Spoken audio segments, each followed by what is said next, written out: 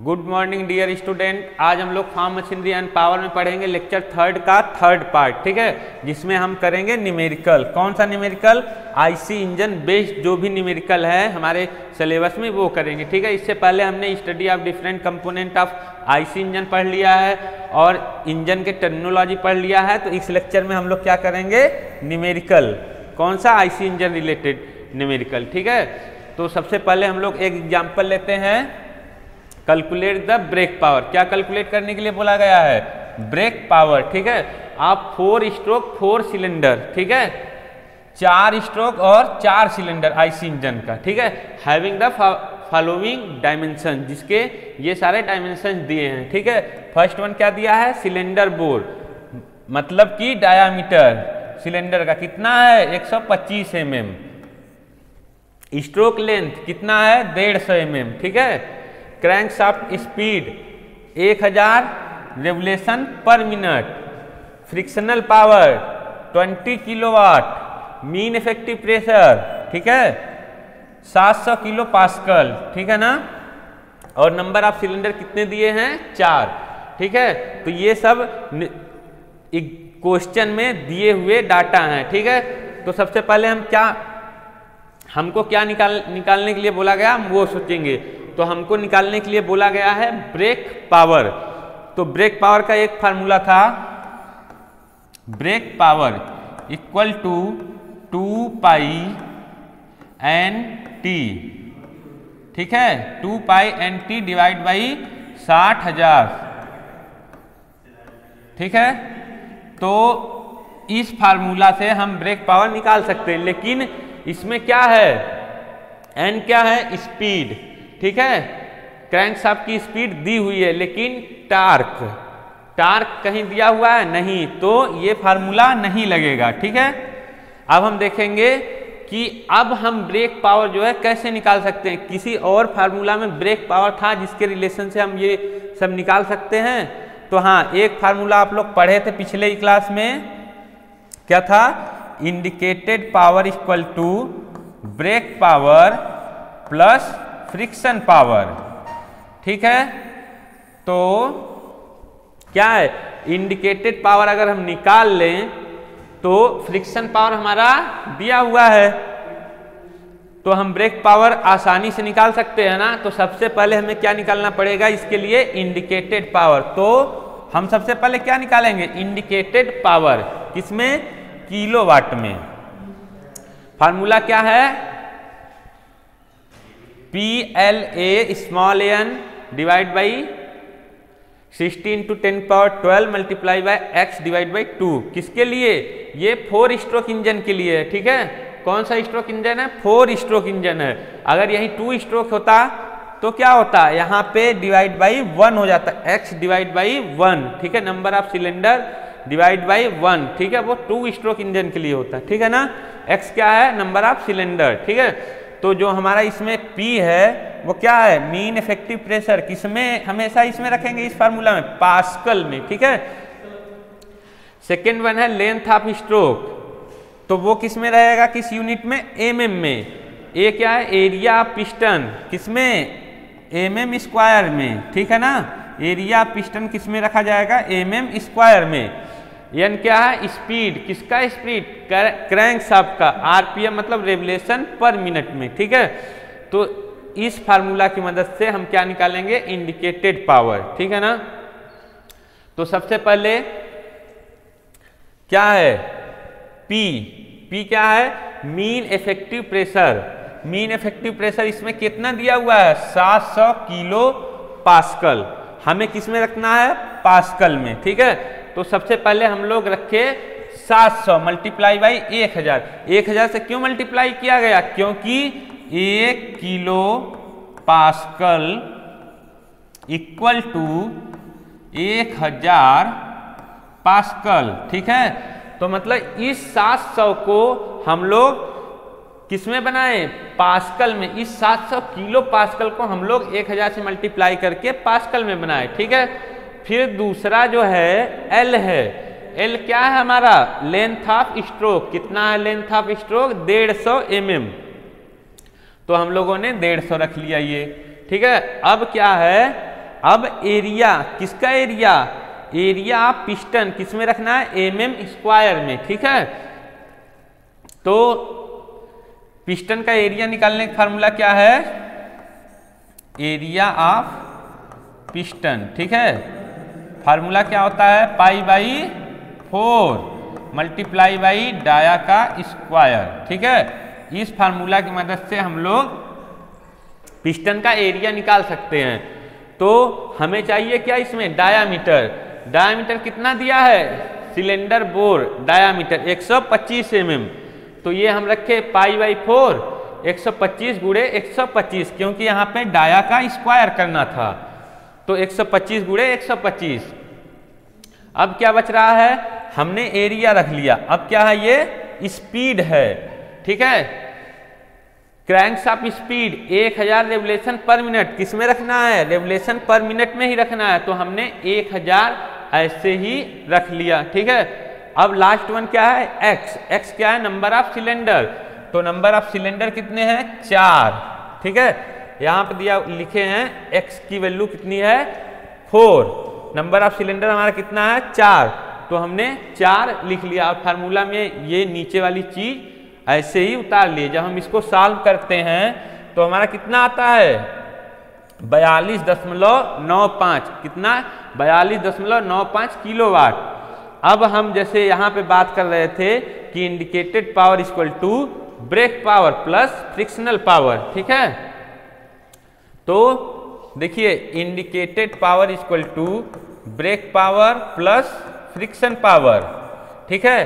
तो हमें यहाँ क्या चाहिए? Brake power. जब हम फ्रिक्शन पावर को हमें चाहिए ब्रेक पावर। जब हम फ्रिक्शन पावर को इधर करेंगे तो क्या होगा? फ्रिक्शन पावर माइनस हो जाएगा। तो हमारा फार्मूला क्या बनेगा? Brake power equal to indicated power minus friction power. तो इंडिकेटेड पावर हमारा ये है, ठीक है। और फ्रिक्शन पावर हमारा गिवन है 20 किलोवाट, ठीक है। अब हम यहाँ कितना लिख दिए? -20 किलोवाट, ठीक है। इक्वल टू जब हम इसको सॉल्व करेंगे तो कितना आएगा? 22.95, ठीक है, किलोवाट। ये हमारा लास्ट में आंसर आएगा, ठीक है। तो इस क्वेश्चन से हमको क्या समझ में आया कि हम जो यहाँ पे हमारे गिवन डायमेंशंस है उसको देखेंगे कि ब्रेक पावर कैसे निकाल सकते हैं। जो हमारा फार्मूला है ब्रेक पावर का, उसके सारे जो इसमें डायमेंशंस है वो दिए हैं कि नहीं दिए हैं। अगर नहीं दिए हैं तो कौन सा एक्स्ट्रा जो है डायमेंशंस दिया हुआ है। जैसे इसमें देखा गया कि फ्रिक्शन पावर की जरूरत नहीं होती ब्रेक पावर में इस फार्मूला से निकालने की, लेकिन वो दिया है। तो फ्रिक्शन पावर का और ब्रेक पावर का कहाँ से रिलेशन बन रहा है, कौन सा फार्मूला लगेगा, तो ये सब चीज़ें सोच करके तब हम डिसाइड करेंगे कि हाँ ये वाला फार्मूला लगेगा। तो इसके लिए सबसे पहले हम इंडिकेटेड पावर निकाले, ठीक है। इंडिकेटेड पावर निकालने के बाद हम ये वाला फार्मूला यूज करके ब्रेक पावर आसानी से निकाल लिए, ठीक है। अब हम इसी तरीके से अगला एग्जाम्पल लेते हैं। Calculate the brake power. फिर क्या कहा जा रहा है? ब्रेक पावर कैलकुलेट करने के लिए of a 2 cylinder 4 stroke cycle engine, ठीक है। 2 सिलेंडर, ये नोट करने वाली बात है, 2 cylinder 4 stroke cycle IC engine, ठीक है।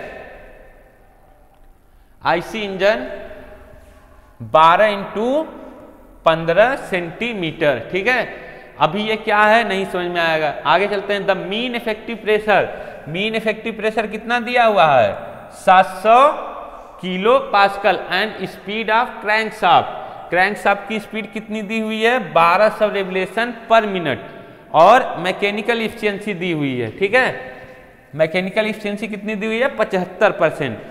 तो बात फिर वहीं फंसा कि यार इसमें भी तो टार्क नहीं दिया हुआ है, स्पीड है तो चलो मान लो स्पीड दिया हुआ है, ठीक है। तो हम अब फिर से ब्रेक पावर निकालने के लिए कौन सा फार्मूला यूज करेंगे, ठीक है। तो अब हम देखेंगे क्या एक्स्ट्रा चीज दी हुई है, क्या ज़्यादा दिया है जिसकी हमें ज़रूरत नहीं पड़ रही। तो ज़्यादा क्या दिया हुआ है? ये चीज़, ठीक है, mechanical efficiency. Mechanical efficiency extra है, तो हम कहीं ना कहीं देखेंगे कि मैकेनिकल इफिशियंसी का जो रिलेशन है वो ब्रेक पावर से होता है। ठीक है, तो हम क्या करेंगे, उस फार्मूला को सोचेंगे कि यार मैकेनिकल इफिशियंसी कहाँ पे यूज था, कहाँ पे यूज था। तो जब ऐसा सोचेंगे तो हमारे पास क्या निकल के आएगा कि एक मैकेनिकल इफिशियंसी का ये फार्मूला हम लोगों ने पढ़ा था। ठीक है, अगर याद रहेगा तो तुरंत माइंड में आ जाएगा, नहीं याद रहेगा तो सोचते रहोगे, कुछ नहीं होगा। ठीक है, इसीलिए जो भी फार्मूले आए हैं वो सब आप लोग बहुत अच्छे से याद करके रखेंगे। तो मैकेनिकल इफिशियंसी इक्वल टू क्या था, brake power divide by indicated power multiply by 100। ठीक है, तो कहने का मतलब कि अगर हम इंडिकेटेड पावर निकाल ले, ठीक है, अगर हम इंडिकेटेड पावर निकाल ले तो मैकेनिकल इफिशियंसी गिवन है तो ब्रेक पावर आसानी से निकाल सकते हैं। तो सबसे पहले क्या करना पड़ेगा, इंडिकेटेड पावर निकालना पड़ेगा। ठीक है, तो सबसे पहले तो हम लोग देखेंगे कि क्वेश्चन में क्या क्या गिवन है। 12 × 15 सेंटीमीटर का क्या है कि 12 सेंटीमीटर तो हमारा डायामीटर दिया हुआ है। ठीक है, इसको हम mm में कन्वर्ट कर लिए 120 mm, और जो 15 सेंटीमीटर है उसे मानते हैं स्ट्रोक लेंथ, तो उसे mm में कन्वर्ट कर लिए तो कितना हो गया 150 mm। Mean effective pressure 700 kilo pascal दिया हुआ है। नंबर ऑफ सिलेंडर कितना है 2, जो x की वैल्यू है। ठीक है, इंडिकेटेड पावर निकालने के लिए अब हम लोग ये फार्मूला यूज करेंगे। ठीक है, तो सबसे पहले P की वैल्यू कितनी है, mean effective pressure 700 kilo pascal. अभी हम लोग पीछे बात किए कि इसको पास्कल में रखना है। ठीक है, तो हमने रखा 700 मल्टीप्लाई बाई 1000। ठीक है, 1000 से क्यों मल्टीप्लाई किए, क्योंकि किलो पास्कल को हम लोग पास्कल में बदल रहे हैं। ठीक है, अब क्या आता है लेंथ कितना है हमारा स्ट्रोक का 150 mm। ठीक है, तो 150 mm रख दिए। अब नेक्स्ट वन है एरिया, पिस्टन का एरिया, तो फार्मूला था π/4। ठीक है, इंटू डायामीटर का स्क्वायर, तो π/4 डायामीटर का स्क्वायर एरिया निकालने का फार्मूला था पिस्टन का। ठीक है, तो डायामीटर कितना दिया हुआ है 120 mm। ठीक है, तो π/4 इंटू 120 इंटू 120। ठीक है, अब क्या है n क्या है स्पीड हमारी कितनी दी हुई है 1200 रेवोल्यूशन पर मिनट। ठीक है, तो हमने क्या रख लिया 1200। और लास्ट वन है x क्या है नंबर ऑफ सिलेंडर, कितने हैं 2 हैं। ठीक है, 2 रख लिए, और नीचे जो वैल्यू थी उसे ऐसे ही लिख के सॉल्व किए तो कितना आता है 23.75 किलो वाट। ठीक है, अब हम लोग ये फार्मूला यूज करेंगे, mechanical efficiency equal to brake power divide by indicated power multiply by 100। ठीक है, तो ये फार्मूला जब हम लोग यूज करेंगे तो हमारे पास क्या आ गया, इंडिकेटेड पावर हमको मिल गया। ठीक है, मैकेनिकल इफिशियंसी क्या है गिवन है, कितनी है मैकेनिकल इफिशियंसी, यहाँ पे है 75%। ठीक है, 75% हमारा क्या है मैकेनिकल इफिशियंसी। मैकेनिकल इफिशियंसी भी गिवन है, तो क्या करेंगे सबसे पहले हम लोग इसको सारे वैल्यू को फार्मूला में रखेंगे। ठीक है, तो ये सॉल्व कैसे होगा, सबसे पहले हम रखते हैं मैकेनिकल इफिशियंसी कितना है 75%। ठीक है, multiply by brake equal to brake power हमको पता नहीं है तो ब्रेक पावर को वैसे ही रखते हैं। इंडिकेटेड पावर हमारा आ गया। ठीक है, कितना आया 23.75 और मल्टीप्लाई बाई 100। ठीक है, जब हम इसको तो सब लोग सॉल्व कर लेंगे, जनरल सी बात है, तो जब हम इसको सॉल्व करेंगे तो हमारा ब्रेक पावर जो है वो कहाँ आ जाएगा, यहाँ पे। ठीक है, और ये क्या हो जाएगा क्रॉस मल्टीप्लाई हो जाएगा। ठीक है, तो ब्रेक पावर इक्वल टू कितना हो जाएगा 23.75 मल्टीप्लाई बाई क्रॉस मल्टीप्लाई हुआ तो 75 डिवाइड बाई 100। ठीक है। जब हम इसको सॉल्व करेंगे तो हमारा इतना आएगा, ठीक है, 17.81 किलोवाट, ठीक है। इस इक्वेशन को क्रॉस मल्टीप्लाई करके ऐसे सॉल्व किया जा सकता है। अगर आप लोगों को ऐसे ना समझ में आए तो ऐसे आसानी से आप लोग समझ सकते हैं, ठीक है। क्रॉस मल्टीप्लाई करने के लिए यहाँ पे हम 1 लिख लिए, ठीक है। 1 का मल्टीप्लाई ब्रेक पावर में किए तो ब्रेक पावर इधर आ गया, ठीक है। 75 का मल्टीप्लाई इसमें किए तो ये हमारा ऊपर चल गया, ये 100 नीचे आ गया, तो इसको सॉल्व करने पे हमारा आंसर आ गया, ठीक है। अब हम अगला एग्जांपल लेते हैं। अब 4 सिलेंडर 4 स्ट्रोक इंजन, ठीक है, 4 सिलेंडर का और 4 स्ट्रोक इंजन है, ठीक है। Having cylinder bore, cylinder bore मतलब सिलेंडर का डायामीटर कितना दिया है 7.5 एंड स्ट्रोक लेंथ कितना दी हुई है 10 सेंटीमीटर। डेवलप्ड कितना पावर, मीन इफेक्टिव प्रेशर कितना दे रही है 15 kilowatt, develop 15 kilowatt at speed कितना है 1650 रेवोल्यूशन पर मिनट पे, एज्यूमिंग मैकेनिकल इफिशिएंसी, ठीक है। फिर हमको इस क्वेश्चन में क्या मिल गया, मैकेनिकल इफिशिएंसी 85%। तब करा फाइंड इंडिकेटेड पावर, क्या निकालने के लिए बोल रहा है, indicated power and mean effective pressure. तो हमारे पास गिवन डेटा क्या क्या है, डायामीटर इतना दिया है जिसको हम कन्वर्ट कर लिए 75 mm में, ठीक है। डायामीटर हमारा 7.5 सेंटीमीटर दिया था, कन्वर्ट करके हम mm में बना लिए। लेंथ भी हमारा 10 सेंटीमीटर दिया था, कन्वर्ट किए 100 mm आ गया। जो हमारा ब्रेक पावर था, ब्रेक पावर है वो कितना दिया है 15 किलोवाट, ठीक है। इतना पावर डेवलप कर रहा है, ब्रेक पावर कितना डेवलप कर रहा है 15 किलोवाट, ठीक है। जो स्पीड है हमारी 1650 रेवोल्यूशन पर मिनट दी हुई है। जो मैकेनिकल एफिशिएंसी है वो 85% दी हुई है। जो नंबर ऑफ सिलेंडर है x की वैल्यू वो 4 है, नंबर ऑफ सिलेंडर 4 है, ठीक है। मैकेनिकल एफिशिएंसी निकालने हमको क्या निकालना है, find out the indicated power, ठीक है।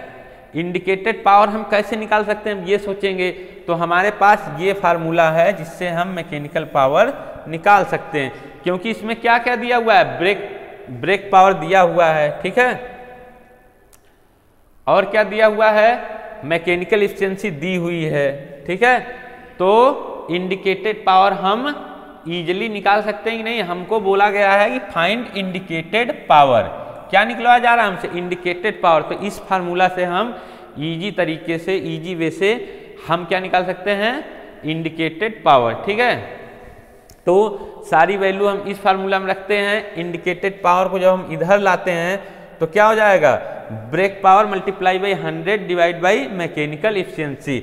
जब हम इंडिकेटेड पावर को इधर लाते हैं तो ये फार्मूला बन गया। तो अब हम इसमें वैल्यू रखते हैं, ब्रेक पावर रख दिए 15 किलोवाट, ठीक है, into 100 divide by mechanical efficiency कितनी है 85%।